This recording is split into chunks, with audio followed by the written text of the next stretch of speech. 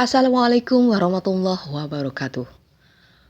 Bertemu kembali di pelajaran bahasa Indonesia. Kali ini kita berada di semester pertama kelas 12. Nah, ketika kita nanti selesai sekolah, kita biasanya ingin melamar pekerjaan. Kita akan mencari-cari referensi bagaimana cara membuat surat lamaran pekerjaan.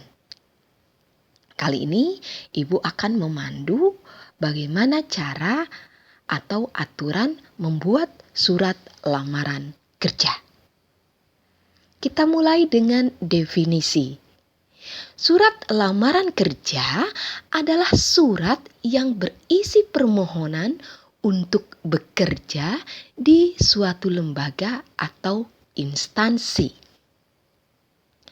Adapun sistematika yang harus kita perhatikan dalam surat lamaran kerja meliputi yang pertama, tempat dan tanggal pembuatan surat. Tempat dan tanggal pembuatan surat ditempatkan di pojok kanan atas tanpa titik di akhir. Kita perhatikan contoh berikut. Sukabumi, 14 Agustus 2021 tanpa titik di akhir. Bila kita berdomisili di Jakarta, 12 Agustus 2021. Jadi itu tanggal pembuatan surat. Kapan surat itu dibuat. Yang kedua, lampiran dan hal. Angka dalam kolom lampiran ditulis menggunakan huruf. Kita melihat contoh, lampiran 5 lembar, 4 lembar, atau berapapun itu. Angkanya 5 lembar ditulis dengan huruf, tidak dengan angka 5. Kemudian hal atau surat itu mengenai apa? Yaitu mengenai lamaran kerja. Yang ketiga, alamat surat. Banyak hal yang perlu kita perhatikan di dalam alamat surat. Artinya, alamat surat ini artinya kepada siapa surat itu ditujukan. Yang pertama, tidak lagi menggunakan kata kepada. Jadi, langsung yang terhormat. Nanti kita bisa melihat di dalam contoh.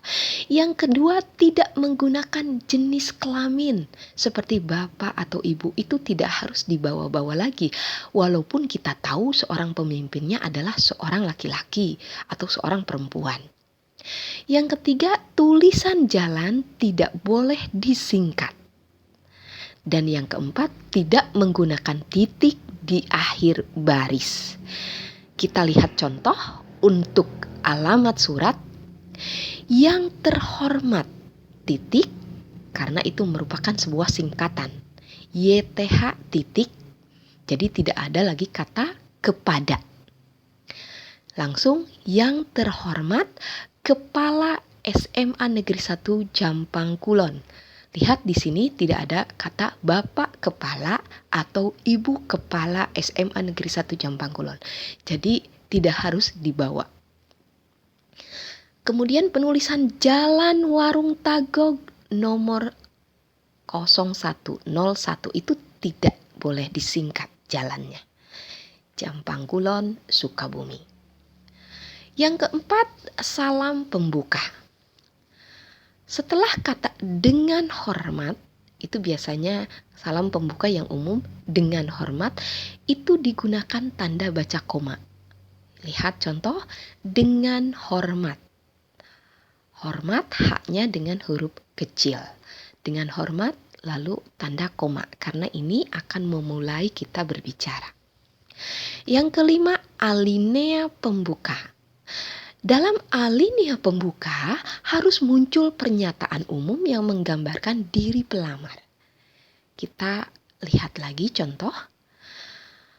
tadi dengan hormat. Dengan ini saya membuat permohonan lamaran pekerjaan untuk menjadi guru honor di sekolah yang Bapak Ibu pimpin. Nah, ini sudah harus muncul pernyataan diri pelamar. Jadi dia itu bermaksud untuk melamar pekerjaan. Yang keenam, isi. Nah, ini yang terpenting. Setelah alinea pembuka ada isi. Di dalam isi itu biasanya ada beberapa. Yang pertama ada rincian atau perincian pelamar ya. Ada identitas pelamar. Identitas pelamar itu ditulis dengan huruf kecil di awal kata. Ini yang perlu diperhatikan karena biasanya ini banyak orang memulai dengan huruf kapital, padahal harus dengan huruf kecil. Pemberian atau identitas pelamar itu ditulis dengan huruf kecil. Kita perhatikan di sini nama N-nya dengan huruf kecil. Tempat tanggal lahir T-nya dengan huruf kecil. Dan ingat di sini setelah tempat itu tanda bacanya koma, bukan garis miring. Kadang-kadang kita melihat masih ada surat yang tempat koma tanggal lahir. Garis miring, harusnya koma ya.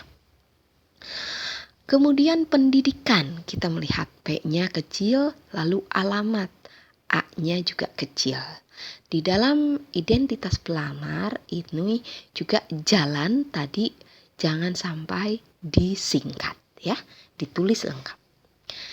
Kemudian isi juga di dalamnya ada maksud dan tujuan. Maksud dan tujuan adalah keterangan tentang alasan pelamar menulis surat. Kita lihat berdasarkan keterangan di atas, artinya berdasarkan identitas di atas tadi, saya bermaksud melamar pekerjaan untuk menjadi tenaga pengajar di sekolah yang Bapak Ibu pimpin. Ini adalah maksud dari pelamar mengirim surat. Dan yang bagian C ini yang juga penting adalah menyatakan lampiran. Artinya selain identitas pelamar tadi, ada hal yang dilampirkan, ini yang melengkapi pelamar untuk dijadikan pertimbangan nanti oleh pemimpin di mana sekolah atau perusahaan atau instansi itu yang dituju ya. Jadi hal-hal yang dilampirkannya. Di setiap rincian lampiran ini digunakan tanda baca titik koma.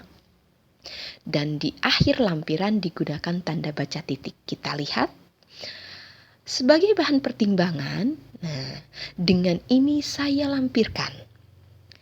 Yang pertama, fotokopi ijazah yang sudah dilegalisasi. Ini diakhiri dengan tanda baca titik koma. Kemudian 2, fotokopi kartu tanda penduduk, titik koma lagi. Pas foto ukuran 3x4 2 lembar. Ini karena diakhiri dengan titik. Kalau memang masih banyak lampirannya, silahkan dengan tanda baca titik koma. Nomor 7 yaitu penutup. Dalam penutup haruslah menunjukkan keantusiasan pelamar kepada instansi yang dituju. Kita lihat contoh. Demikian surat lamaran pekerjaan ini saya buat. Besar harapan saya semoga Bapak, Ibu berkenan menerima saya. Jadi ini antusiasnya seorang pelamar untuk bisa diterima. Atas perhatian Bapak, Ibu, saya mengucapkan terima kasih. Lihat di sini untuk akhir yaitu saya mengucapkan terima kasih. Jadi bahasa yang benar adalah mengucapkan, bukan saya ucapkan. Yang kedelapan ada salam penutup. Salam penutup itu sebagai bentuk etika, sopan santun, dan juga penghormatan. Ini salam penutup biasanya dengan kata hormat saya. Nah, Kemudian yang terakhir ada tanda tangan dan nama jelas. Sebuah tanda tangan di dalam surat lamaran pekerjaan itu sangat diperlukan. Jadi tanda tangan lalu nama jelas pelamar. Demikianlah surat lamaran pekerjaan dan sistematika dari surat lamaran pekerjaan itu. Sampai bertemu di pelajaran yang lain. Terima kasih.